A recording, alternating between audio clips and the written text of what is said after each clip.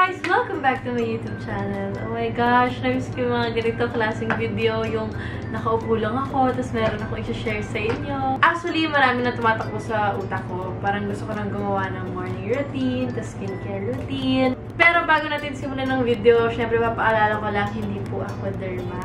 So, I'm not sure na yung mga sasabihin ko sa inyo, mag-work sa inyo. Syempre, hiyang-hiyang yan. Pero i-share ko sa inyo kung ano yung nag-work sa akin. So, yun na nga. Ang gagawin natin ngayon is usapang kilikili tayo ngayon. Kasi hindi ko to masyadong nababanggit. Or hindi naman ako like ma-flaunt ng kilikili ko. Pero marami na rin nagtatanong na ano daw ba yung mga ginagamit ko. Kasi alam nila na mahilig ako sumayaw. So, nagtatanong sila, ano ba ang dapat gawin para hindi masyadong pagpawisin yung kilikili or para hindi siya mag-dark or ano ba yung mga ginagawa ko. So, kung gusto nyo malaman, just keep on watching. Ayun na nga, actually hindi ko alam kung paano ko sisimulan tong video na to. But, ang ginawa ko na lang, nag-post ako sa Instagram story ko kung may gusto kayong i-ask sa akin about sa kilikili. So, magbabasa tayo niyan. Okay, first question. Ito talaga yung first question. Na-weird na ako dito, but let's go. Have you ever waxed your kilikili habang basa pa siya? Paano ba yun na-wax kung basa? Hindi ko, kung yun yung tanong mo, hindi ko pa nagagawa and I'm not sure if it's possible. Kung possible, let me know. Pero, hindi ko pa yung nagagawa. Next, maputi ba ang kilikili mo? So, malalaman niyo yan sa end ng video. Mag-share ako sa inyo about my kilikili story. Gusto niya, may pa-kilikili story na tayo ngayon. But yeah, I'm gonna share it with you guys sa end ng video. Hindi naman siguro end. Pa-end. Basta, share ko sa inyo. Wax, laser, shave, or bunot? I feel so guilty kasi ginagawa ko yung lahat. Which is mali. Mali talaga siya. Honestly, these past few days, naging magulo talaga yung story ng kilikili ko dahil sa mga pinagagawa ko sa buhay. Kasi na pinakaunang ginawa ko, nung tinubuan pa ako ng hair sa kilikili is shave. Nung di ba bata? Siguro high school ako. Ang nag-shave pa ng kilikili ko si mommy. Naalala ko yun sa Davao, first shave ng kilikili ko. So, doon. Sabi ko, ay, nanibago ako. Ang fresh naman ito. Ganyan-ganyan. So, na-enjoy ko siya. Patagal na patagal. Siyempre, shave ako ng shave. Ayun na. Nagda-darken na yung underarms ko. Sabi ko, bakit ganyan? Parang hindi siya na-irritate. Pero parang hindi siya fresh. Parang ganon. Takot ako nung time na yun mag-wax. Kasi ang dami ko naririnig. Sabi nila sa akin, ay, ang sakit mag-wax. Hindi mag-unit talaga ng ganon. Umabot pa ng college ako bago pa ako na-introduce sa laser. Tinry ko mag-laser nung time na kakapasok ko lang sa showbiz. So, tinry ko mag-laser. But, ang hirap kasi ng laser for me kasi matagal. Para sa akin kasi sobrang kapal ng mga balahibo ko, sobrang balbon ko. Halata naman sa kilay ko. So, natagalan ako sa proseso. Oo, naminipis siya, pero parang sa laser kasi, kapag may tumubo, bawal mo siya i-shave. Eh, may times na pag may prod ako sa TV, kailangan ko mag-sleeveless. So, hindi naman pwedeng may hair yun habang sumasayaw ako. Baka doon na lang sila tumingin habang sumasayaw ako. So, I had to shave. Tapos, naguluhan ako kasi laser shave, which is bawal. Tapos, ginagawa ko na. Ang kulit ko talaga. Pero kasi natatagalan ako sa process. Hanggat sa tinry ko na recently lang, recently siguro last year, yung wax, mas nag-work sa akin. Pero, may times na wala akong time magpa-wax at wala akong wax dito sa bahay. Sinishave ko na naman siya. So, alam ko, ang gulo-gulo ko talaga. Ang gulo ng utak ko. Ang tanong lang naman sa akin, isa lang. Pero kung tatanungin niya ako, wax talaga, yung pinakagusto ko. But yun na nga, until lang nag-shave ako. So, medyo, these past few days, medyo hindi na naging fresh yung kilikili ko dahil sinishave ko na naman siya. Yun nakakainis sa akin, guys. Sinishave ko na naman siya. Ano po ang ginagawa nyo para hindi umitim ang kilikili? Ako kasi, tinuruan ako ni mommy na huwag magsuot ng mga damit na parang sobrang sikip niya sa kilikili. Lalo na pag sa bahay lang, mas maganda yung loose yung damit mo para hindi masyadong nababother yung kilikili mo. So, mas okay yun. Never ako nag-smoke sa buong buhay ko. Marami naman siguro nag-smoke pero maganda pa rin yung kilikili nila. Pero sabi ng iba, ang cause daw ng dark underarms is kapag always nag-smoke. And hindi ako gumagamit ng mga harsh products sa skin ko. Yung tipong iiyak ka sa sakit, papaganda lang yung kilikili. Walang ganon. Hindi naman lahat ng masakit is tama. Oh. Based on experience ha, nakaka-dark ng underarms yung pag-shave. Which is yun yung nangyari sa kilikili ko. Recently lang, as in, kung pansin yung hindi ako masyado nakakapag-sleeveless dahil na-insecure ako sa kilikili ko. Itong mga nakaraan kasi sinashave ko siya. Do you use tawas even before?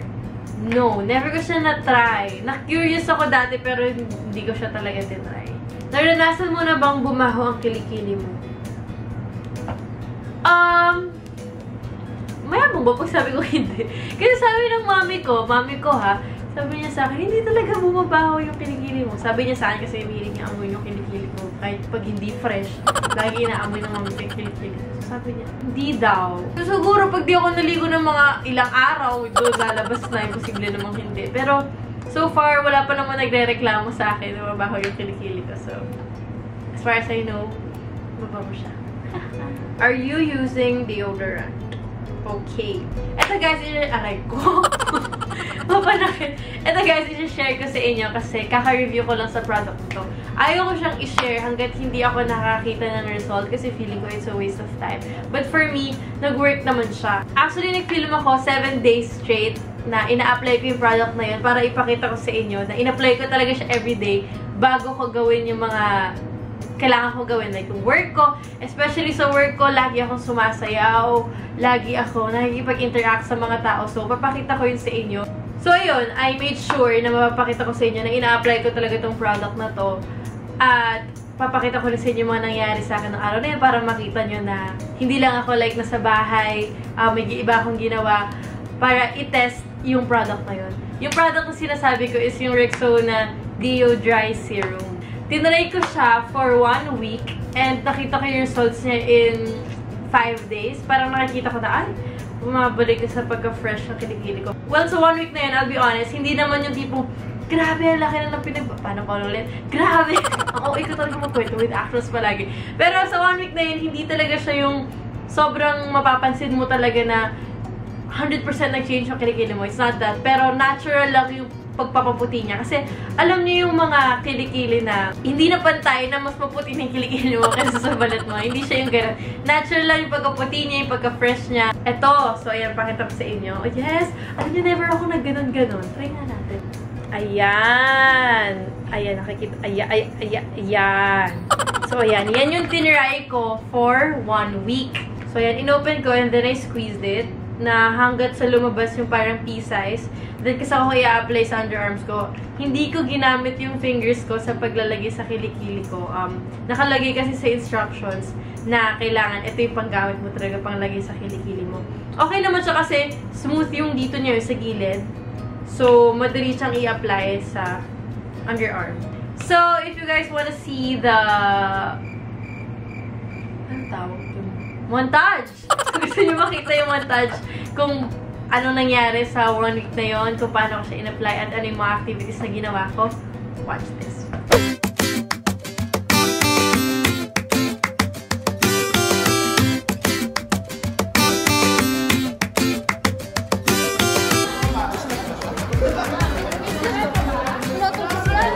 Viva!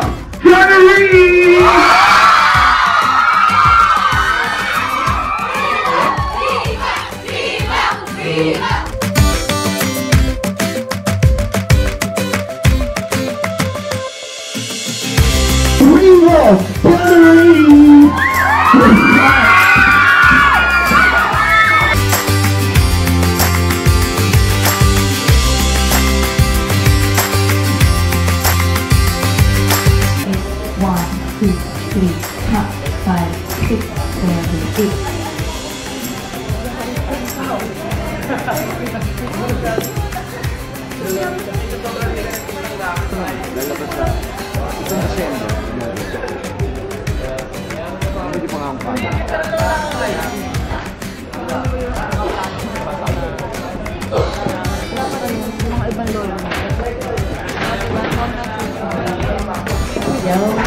Oh, tingin ka layo. Tingin na kayo ba dito? Sa pag-love you. Okay? Mas...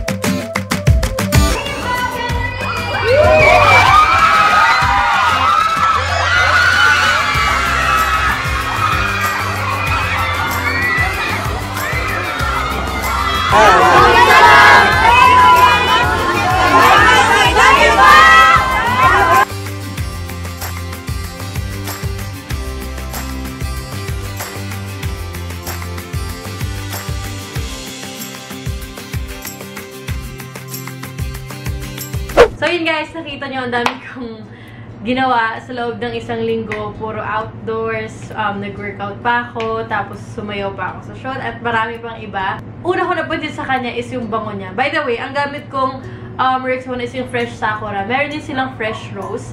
Hindi ko pa na-try yun, pero ang na-try ko pa lang itong Fresh Sakura. Pero naamoy ko na rin yung Fresh Rose. Actually, pinili ko siya by amoy.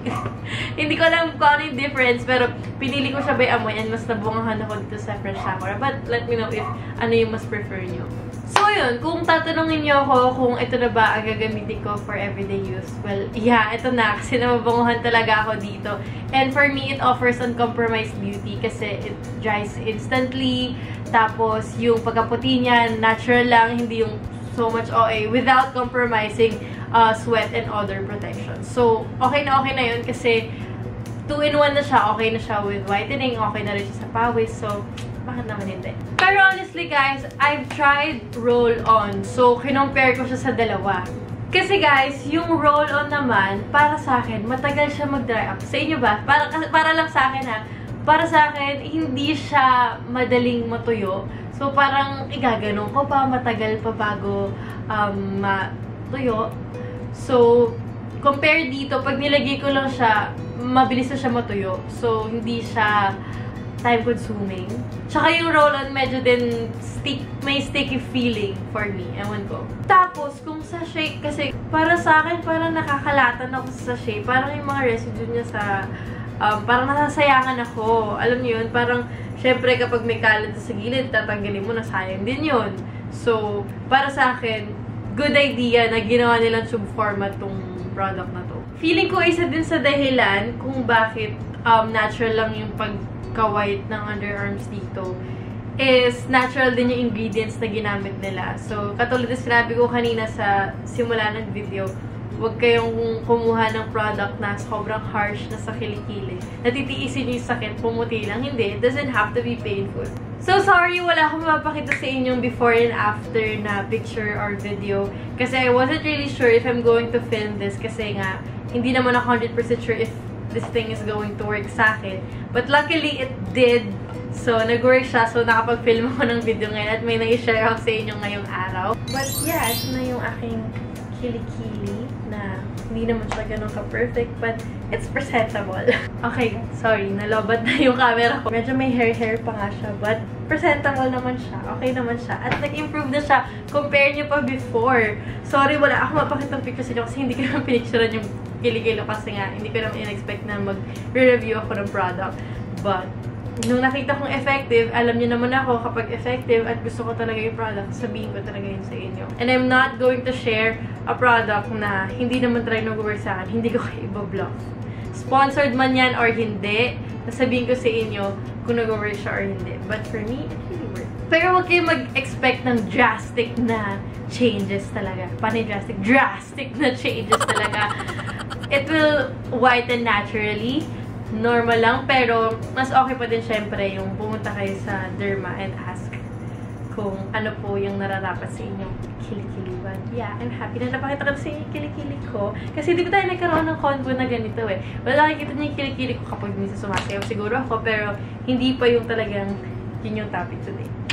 So, that's it. I think na-share ko naman na sa inyo kung ano ang nag-work sa akin na product para sa akin. Kilikili problems.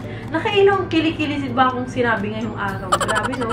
But, yeah, dun lang naman. At let me know if you guys need any help. Kung may gusto pa kayong itanong about sa skin, or about sa face, or anything na may sasuggest nyo na pag-uusapan naman natin sa susunod. So, yan. Thank you guys so much for watching. Don't forget to subscribe to my YouTube channel. Follow me on my social media accounts. And I'll see you guys soon. Bye!